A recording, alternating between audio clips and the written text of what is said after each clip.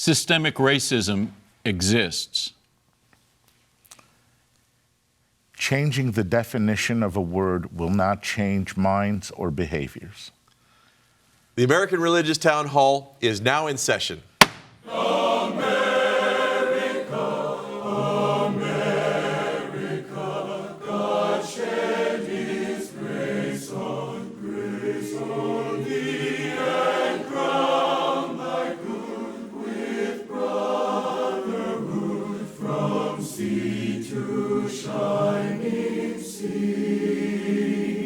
Welcome, friends, to the American Religious Town Hall meeting, where the discussion of religious, political, and social issues is meant to promote the cause of religious freedom and to help us better understand each other. And now, here's your host and moderator, Pastor Jerry Lutz. Welcome to the American Religious Town Hall. I'm James Weingardner, sitting in for Jerry Lutz, and we are here to have a great discussion today on an important topic. And we have a panel of experts to share with you, and I'd like to introduce or have them introduce themselves today, and we'll begin on my right. My name is Bishop Michael OLSON, and I am the Bishop of the Roman Catholic Diocese of Fort Worth, Texas. Hi, I'm Carl Trovall. I'm Professor of Ethics and History at Concordia University in Austin, Texas.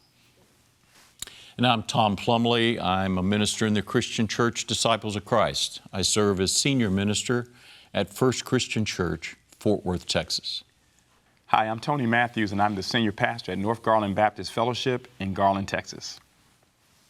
Our subject today is going to have something to do with racism. So this is an important subject. It's an important subject that is at its apex of interest and importance now, and it's one that we all need to internalize no matter what the color of our skin. The times, they are a-changin', and so is the dictionary. Merriam-Webster's, the most popular dictionary of the English language, is changing the definition of the word racism. The change is intended better to reflect the systemic or institutional nature of racism as it's experienced by people of color. The proposed change, Forbes magazine wrote, the current versions of the definition of racism do not tell the full story, and this may muddy the waters and limit people's understanding of what racism is and how it can manifest in our systems and structures. Believing that racism is simply not liking another person based on their race ignores the dark history of racism throughout America's inception. Racist laws, policies, and practices, including Jim Crow laws, redlining, name discrimination, and Plessy versus Ferguson, all contribute to institutional and structural racism. If the definition of racism doesn't fully encompass the systemic oppression that black people have experienced in America, there will be a lack of understanding and acceptance from the wider majority. We'd like to hear what our panelists think about the notion of systemic racism. Is systemic racism a real thing, or is it all ill treatment of a person because of their race, a matter of personal racial animus? Can institutions, countries, histories possess bias? And three, what about religious institutions? And if so, what can they do about it? We'll begin our discussion today with Reverend Tom Plumbley. Thank you. I'm not racially prejudiced. That's how we begin our thinking, we white folks. I don't have anything against Tony Matthews sitting over there just because he's an African-American man. In fact, I'm even generous enough to call him an African-American man, not a black man or something even worse as I go on down the list of things that we white folks have called folks that look like him in the past. I'm not that way. You're not that way. In fact, I know very few people who I would categorize as racially prejudiced. And yet every one of us is a racist. And that's because of structural, systemic racism that is built into our society that gives me privileges that Tony doesn't have.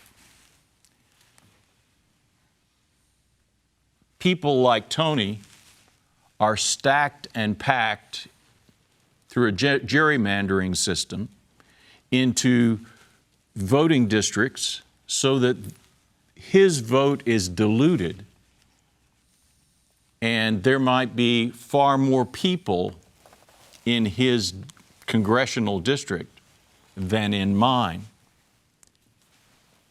Transportation into the neighborhoods where folk that look like Tony live public transportation will certainly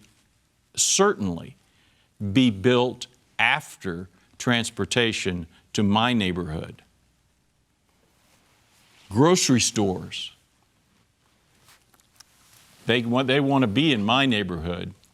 They tend to raise great questions about being in neighborhoods that are predominantly people of darker skin color. Jobs become farther away and harder to get to, and then we wonder why people won't take jobs that are offered to them, because they can't get there. There is such a thing as a prison industrial complex.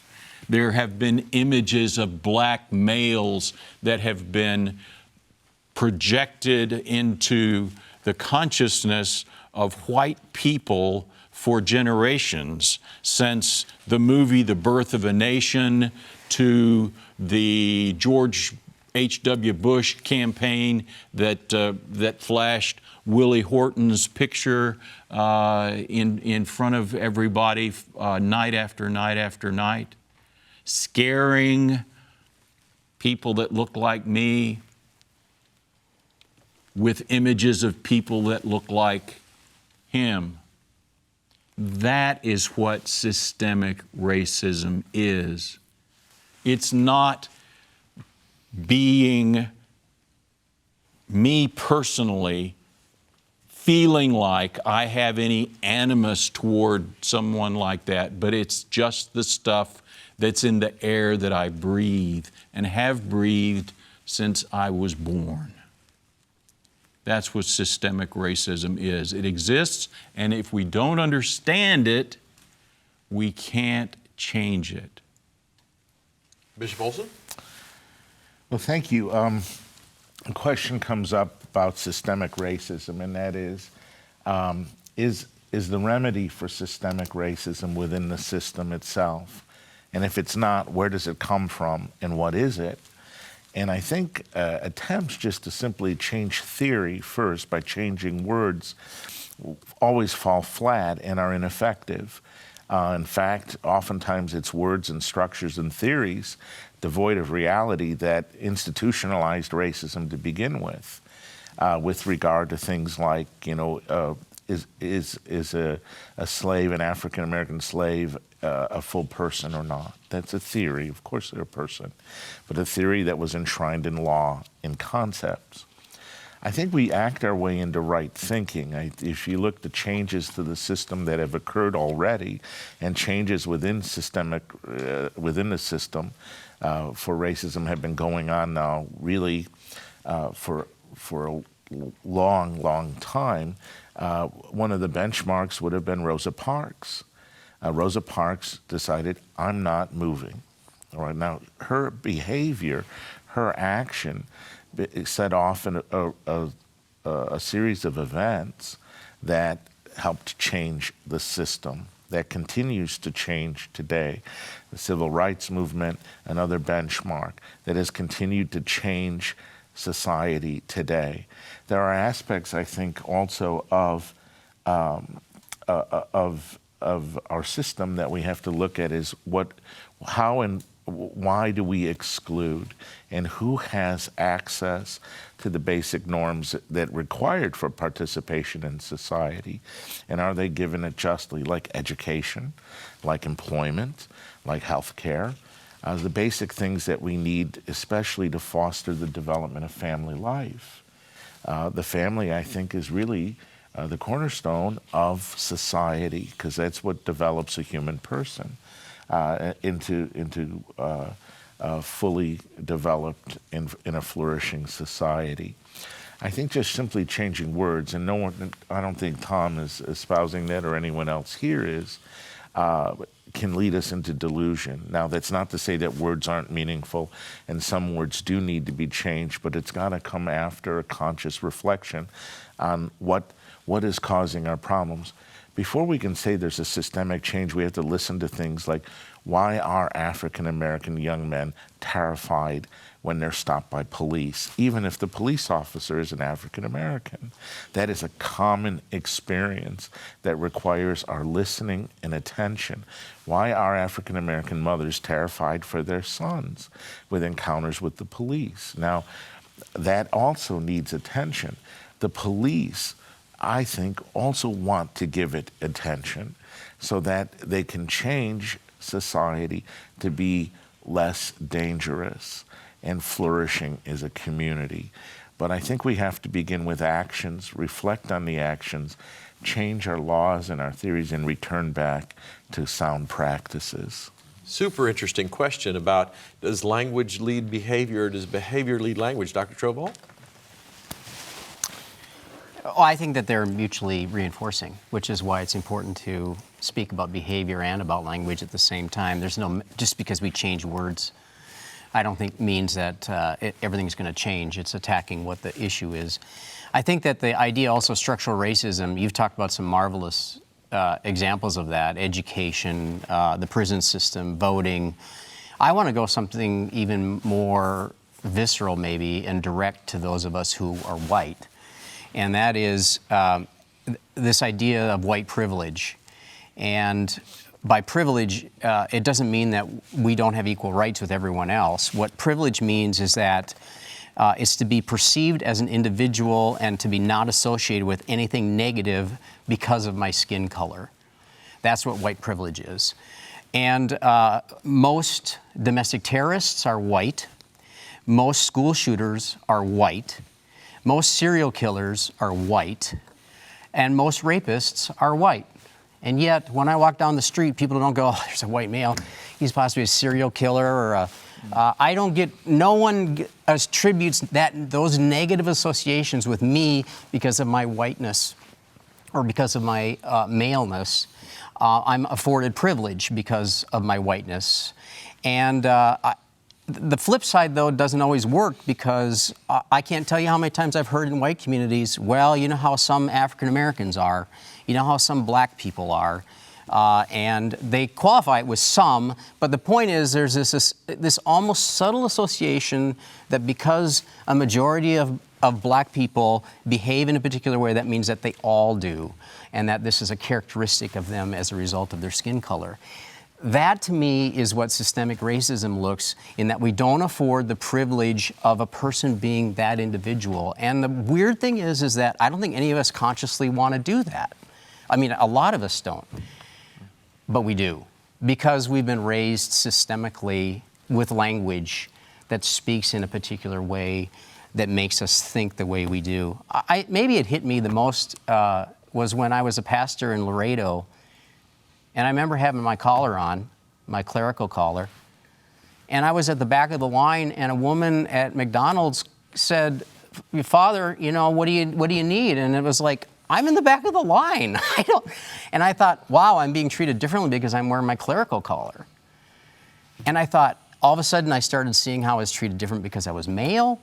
I saw how I was being treated differently because I was white, and I realized, wow, in a conversation, as a white male, I say something, people listen to me. I find people who are women and who are black get cut off in conversations. Mm-hmm. That's what I mean by white privilege and this kind of subtle structural racism. I mean, all of that big stuff is really critical, and we can attack that in all kinds of ways politically.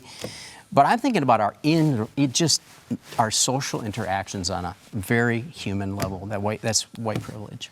And Carl, I find the grayer my hair gets, the more privilege I experience. Dr. Matthews. Yeah. Well, you're not in a college classroom, because I seem to be more and more ignored.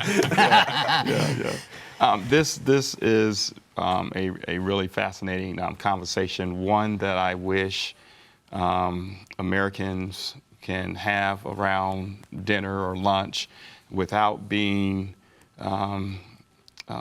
vicious and venomous with their language.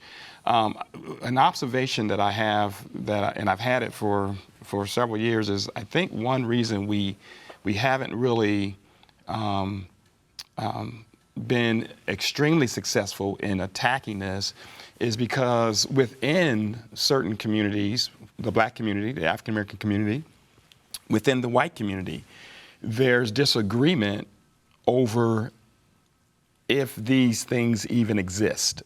For example, in the Black community, the famed economist Walter Williams, he was speaking with Ben Shapiro on the Daily Wire, and Mr. Williams is an economist, an African American, and he says, and I quote, that there is not systemic racism in the United States. He's an African American. Of course, you know, people like Al Sharpton, you know, he's going to say, oh, there is systemic racism. In the white community, I have friends and colleagues. I have some who will say, this whole notion of white privilege, that's not really real. Whereas others will say, no, I have white privilege. And I think just an observation is that I know whites do not like being called racist. They do not want racism attached to them. It's an ugly, mean, nasty word, and it's an awful attitude to have. And then, if everything is racism, then nothing is racism. So we have to come together. I think Tony Evans, what Tony Evans did, he did a 6-minute video clip that I think is just dynamic on the whole understanding of systemic racism. And of course, he starts off by defining what racism is, and it's the belief that one race is superior to another race. And it's manifested, as he says, in power structures, in the way we communicate, and that racism seeks to reject or marginalize people of a different race or ethnicity. And then he goes on and he defines systemic racism by acknowledging that systemic racism is the presence of racism as it was defined in the structures of society. Reverend Plumbley mentioned slavery and the whole peonage. We were talking about that offline, the peonage or debt servitude that African American men really were the victim of after the 13th Amendment was granted to free the slaves. But yet they had the peonage or the debt servitude that would criminalize individuals for little or nothing and would put them back into the system. So I think we need to, because I think words matter, and I think if we start off with the word racism, systemic racism, automatically walls come up. You know, people say, it's not me. So I think if we can start at the margin and leave that middle blank and just deal with, okay, economics, prison system, housing, employment. Look at those things on the margin, study those things, look and see if there's any disparities within our ethnic groups, and then give us a definition. Now that may be a diplomatic way of doing it rather than just saying, well, this is racist or this is, race. And let me say this too. Systemic racism doesn't necessarily mean that a person or institutions are guilty of racial bigotry. I see racism as something different than the racialization of America. Everything, we're all dealing with racial components. So this is an area, I hope we can tackle this, man. I got so many wonderful friends who are African Americans and non-African Americans, and my passion is to see us really tackle these things. And if this is systemic racism, let's put some measures in place to correct it. But the denials are out there, and as long as those denials are out there in both camps, how are we going to get this thing solved? Thank you, Tony. What an important conversation for us. We're going to continue it after a break, but we hope you'll be continuing it in your home as well. We hope you are enjoying today's program. If you would like to learn more about the American Religious Town Hall, please visit our website at americanreligious.org. That's americanreligious.org. There you can read about the mission and history of the program, learn about the Town Hall estates, and view past programs by clicking the appropriate menu buttons. Each week, Pastor Lutz looks forward to receiving your letters. You may write to him at the address shown on your screen. Send your letters to Pastor Jerry Lutz, American Religious Town Hall Meeting, P.O. Box 180118, Dallas, Texas 75218. That's Pastor Jerry Lutz, American Religious Town Hall Meeting, P.O. Box 180118, Dallas, Texas 75218. Thank you for writing, and thank you for watching. And now, back to you and today's closing statements. Welcome back, and they really are serious. Pastor Jerry would love to hear from you, and there's lots of ways that you can communicate. You just heard an address, but we have a website. You can go straight to that website and you can communicate and look at past episodes. This program has been going for 60 years now. There's a lot of episodes to look at. You'll have plenty to watch. We'd like to finish now with our summations, and so we're going to turn this over to Bishop. In the German language, there are two words that mean history. One is History, the other is Geschichte. History refers to those facts in the past that are over and done with, that can be dated and defined according to date and time. Geschichte is the sense of history of events that have ongoing effects, ripples, if you will. It's insufficient for us to respond when we think of the effects of something like slavery, which, while in the era of history, in the first sense of the word, is in a sense over and done with, but the ripple effects remain with us. And the undoing of this, of harm, is part of redemption that is proclaimed by the Christian gospel, of the undoing of the effects of sin, original sin, as well as particular sin. Dr. Plumbley. Thank you. Let me talk to you about some of that Geschichte. Recent study has found that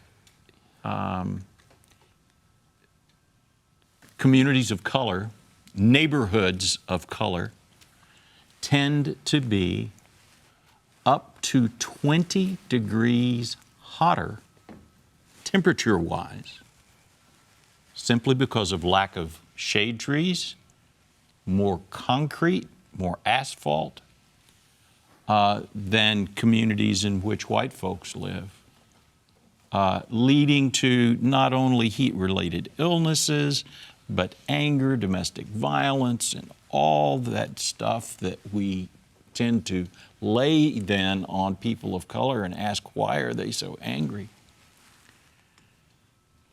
Perhaps the most heartbreaking of all the statistics were a couple that I read. One that came out of a United States Department of Education study that found that preschoolers of color are far more likely to be suspended from preschool than their white playmates. That Florida hospitals, in Florida hospitals, the mortality rate for white babies was the same regardless of the race of the doctor, but for black babies, the mortality rate was 3 times higher when the doctor was white than when the doctor was a person of color. Those are heartbreaking statistics, but that is a part of that ongoing ripple effect of some stuff that's in the back of our minds that we won't admit to and get out and talk about. Dr. Matthews? Yes, and added to the list there, the crack cocaine versus the selling of crack versus the powder. Wow, I mean, the disparities there are just kind of vivid. I just think there needs to be a conversation on it. And I above all, I think the church should take the lead on this issue, because we know as believers what the Word teaches us in terms of racial reconciliation. And Christ came to break down the barriers between ethnic groups, and He loves all people. And if we can just continue to over-communicate that and demonstrate it in our church worship services, in our everyday living, that we could do a better job. Dr. Trobol? Thank you very much for what you just said, because I think in our faith communities, I think we understand one thing, and that is that we're all are sinners, that we've all fallen short of God's glory, and that one of the acts we do every week, well, a lot of us do, is we confess our sins. And I think that this idea of racism is something we definitely need to come together on, but I think that it's also something that on a weekly basis I need to say, Lord, I'm sorry because I have not treated people fairly this week, either by omission or commission. And I think that is the beginning, of forgiveness, and then an opportunity then to have very difficult conversations. Some of us whiter people are kind of fragile talking about racism, Tony, and I hope that this program might be able to help us further that conversation in our faith communities. Thanks. Thank you all. I think the question that we have to ask ourselves is, what is racism to me? And what does it look like for me to be part of the solution? What does it look like for me? What do I have to do? Because if I don't do something, I can't make anybody else do anything. It's for us, the Christians, to do something. And whatever that something is, we have to identify it and we have to do it. The charter of the American Religious Town Hall provides that Roman Catholics, Protestants, Jews, educators, and others may appear on this program and can declare their beliefs without hesitancy, and the rest of the members of the panel will uphold and guarantee that American right to all who will appear, irrespective of race or creed, so that the rest of the world can see that here in America, we believe in civil and religious freedom, not only in theory, but in reality. And now, friends, until next week, at the same time and over the very same channel, the American Religious Town Hall meeting stands adjourned. May the God of all of us bless all of you.